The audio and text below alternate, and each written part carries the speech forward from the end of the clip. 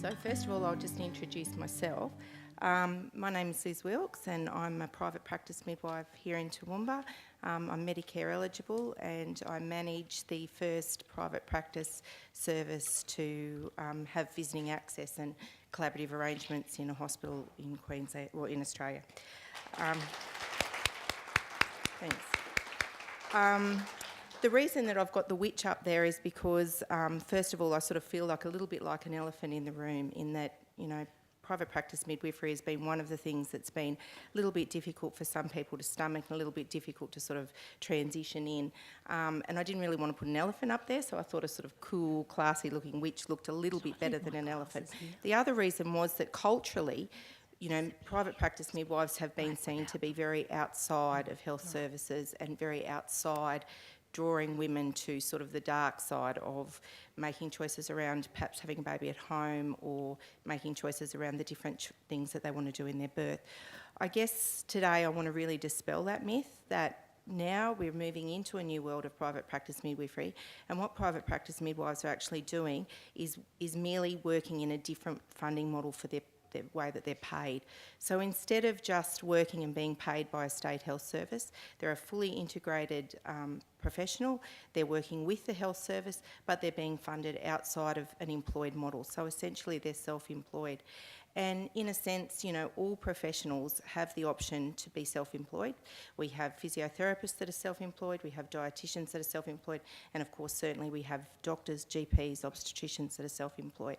And really we need to be looking at the fact that that's all midwives that are getting eligibility and having Medicare access are doing, is changing the way that they actually are funded for that care, not in any sort of other different thing that they're doing.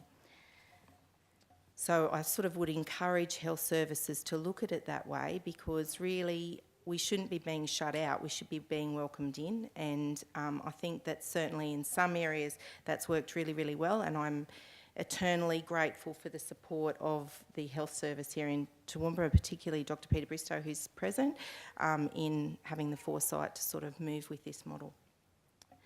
So I guess I'm here to consider the same question as Sue, but perhaps from a slightly different context. And we're looking at what the problem is and what the solutions are. And for me, I'm a really, really simple person. I look at things probably more simply than anybody else that's perhaps here, that, you know, we know what the problems are. We know that we've got issues with the sort of finite resources. We've also got issues with a finite workforce, and that creates access problems. Creates access problems particularly in areas where, you know, we're under more pressure, and that's certainly, you know, obvious in rural and remote areas, but it is in every single health service. So, you know, the regional services and also the services in the metropolitan areas. The solution is the right person doing the right job at the right time, and that again is not rocket science. You know, we know that we have to have integrated services, we have to have doctors and midwives and nurses and other health professionals all working together, but it's about who's doing the job and who's doing it when that we need to really focus on. And I think that looking at the different models that we've got available, we can easily see ways that we can be doing things better. So we know midwifery is fundamental to the question. We also know that, you know, midwives can't work in isolation, but we know that there's consumer demand for the types of models that we're talking about with continuity of care. We know that, as Sue and everyone else has presented, that there's a great deal of evidence to support that, and we know that it's fundamentally more sustainable, as Sue Maisel has said, in providing services in these sorts of ways. So it's a new way of providing care, and obviously with eligible midwives, it's a new way of providing care using a range of funding sources and not just relying on a state government to be able to sort of continuously support the services. We can draw on the Commonwealth funding and use that in a sort of a more flexible way. So for me, really, I've got to keep going here. So we're talking about continuity of midwifery care integrated with medical teams. So in Toowoomba, we are, I'll go back one, sorry. We're using these three different models, and there's three different ways that you can do this. Obviously, all models have to be fully integrated with medical teams. You know, we use a risk management strategy here. Goondiwindi uses a risk management strategy at Goondiwindi. That's what has to happen. You have to be able to work out who needs to see the woman at the right time. But you can use public employed midwifery models where you've got caseload. You can use a mix of public and private, where the private practice midwives provide some of the care antenatally and postnatally in the community, or you can completely use Medicare funded private practice midwives. And certainly Toowoomba has, services that use innovation can use all three, and Toowoomba actually has all three models here. And I would say, well, we're obviously the only only place in the country where that actually occurs, and obviously innovative leadership both from the midwifery and the medical staff and from the bureaucratic level has made that able to happen. So, it's a simple model. We know what caseload is about. You've got one midwife doing 40 births. The midwife is in the facility only when the women are there. When using eligible midwives, you can also use some Commonwealth money to top up your state service, and it's absolutely, as I say, it's pretty simple. And I really can't understand why in the rural areas it is proving so difficult to sort of make some changes. And I think it'd be really good if today people can actually sort of look at fundamentally why it is difficult to make these changes, and to be really honest and open about what those barriers actually are.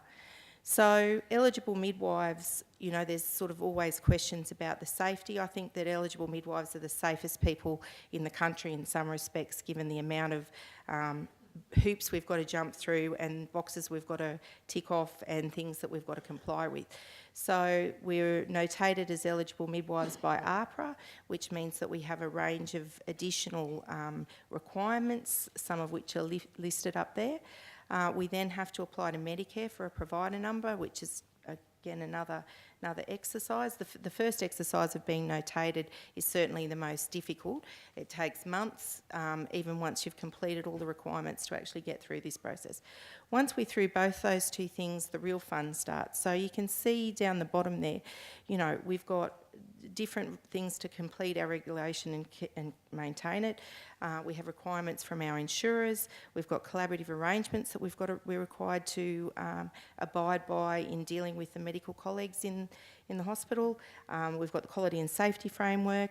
We've got guidelines from the hospital. We've got licence agreements. We've got our first midwife risk assessment tool, which is a fantastic tool that's been developed at Toowoomba Hospital, not for use by eligible midwives, but is used in all models across Toowoomba Hospital to identify areas where women may have risk factors and to make decisions about who needs to take sort of coordinating role in their care, who needs to be involved in their care, and who needs to sort of, where the sort of responsibility, I guess, lies. And I mean, that means that not all women have access to midwifery care and can access an eligible midwife, but they may need to have significantly more medical input into their care as their risk, risk increases. So we then have collaborative case conferencing and obviously workplace instructions, and that's really just the tip of the iceberg of the things that we have to comply with. So certainly I think that we can tick the safety box and say that, in using eligible midwives, we're not sort of having women move into a model that could be fundamentally unsafe. We're moving women into models that are safer than most.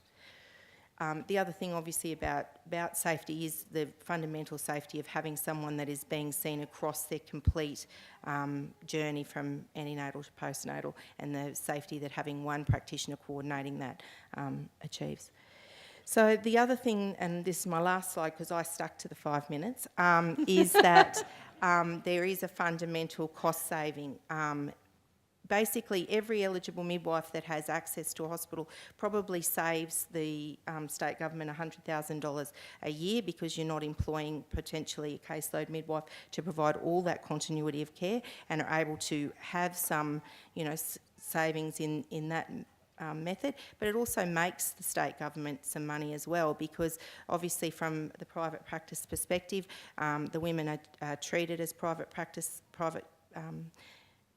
clients, and so they are able to, any medical care is able to be billed through to Medicare.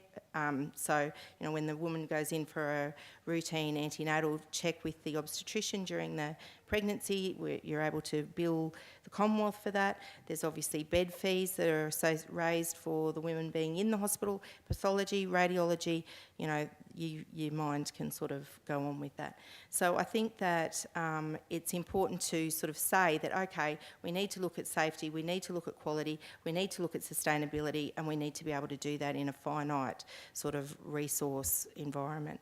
So that's my 5 minutes. Thanks. Thank you, Liz.